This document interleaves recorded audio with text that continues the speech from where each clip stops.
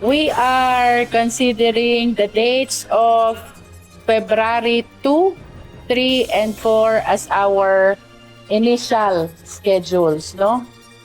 Definitely, these dates will be dedicated for the purpose of determining sufficiency in form and substance. We are not supposed to proceed to the succeeding step kung hindi makakapasa dun sa standard ng sufficiency in form and sufficiency in substance. Itinakda ng House Justice Committee sa February 2, 3 at 4 ang unang pagdinig sa reklamong impeachment laban kay Pangulong Ferdinand Marcos Jr.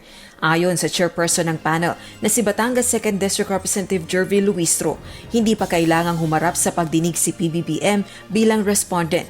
Kailangan pang tukuyin ng House panel kung sufficient in form and substance o sapat sa anyo at nilalaman ang impeachment complaints na inihain laban sa presidente.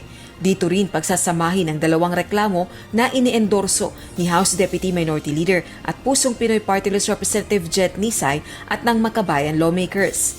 So we will see in the deliberation on sufficiency in substance if the statement of facts, the allegations contained in the impeachment complaint are sufficient to substantiate a ground, some ground, or more grounds for impeachment. Pag sinabi mong betrayal for public trust, yun bang allegations na yon? Does it constitute betrayal of public trust?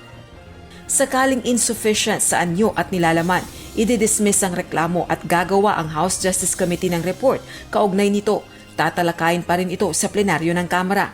Sakali namang sapat sa anyo at nilalaman ng reklamo, itutuloy ang pagdinig at kailangang tukuyin kung may sapat na batayan ba para suportahan ang impeachment complaint. Sa loob ng 60 session days mula nang mai-refer ang reklamo, kailangang maisagawa ng House panel ang pagdinig, pagsusumite ng ulat, findings at recommendation. Kung mapagpasyahan ng House panel sa pamagitan ng boto ng mayorya ng mga miyembro nito na may probable cause ang impeachment complaint batay sa mga ebidensyang iniharap sa komite, magsusumite ito ng report kalakip ang isang resolution na nagtatakda ng articles of impeachment. At kapag may 1/3 o 106 na House members sa plenaryo ang boboto ng pabor sa resolusyong nagtatakda ng articles of impeachment, i-endorso na ang reklamo sa Senado. Probable cause means the possibility that the crime has been committed.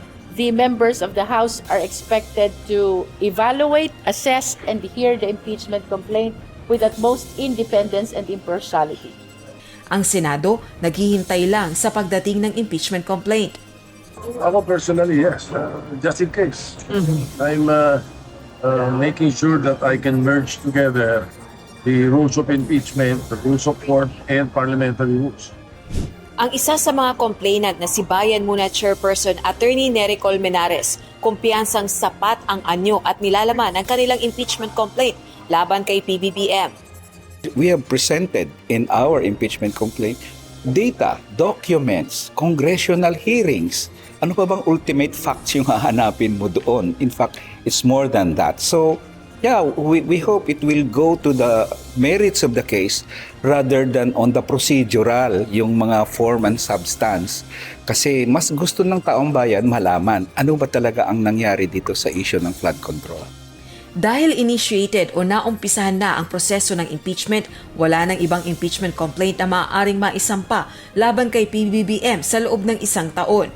Samantala, sakali namang matuloy ang paghahain ng impeachment complaint laban kay Vice President Sara Duterte, parehong tatalakayin ito at ang reklamong impeachment laban kay PBBM ng House Committee on Justice. Rosa Licoz, UNTV News and Rescue. Diyos ang aming sandigan, serbisyo publiko ang aming pinahahalagahan.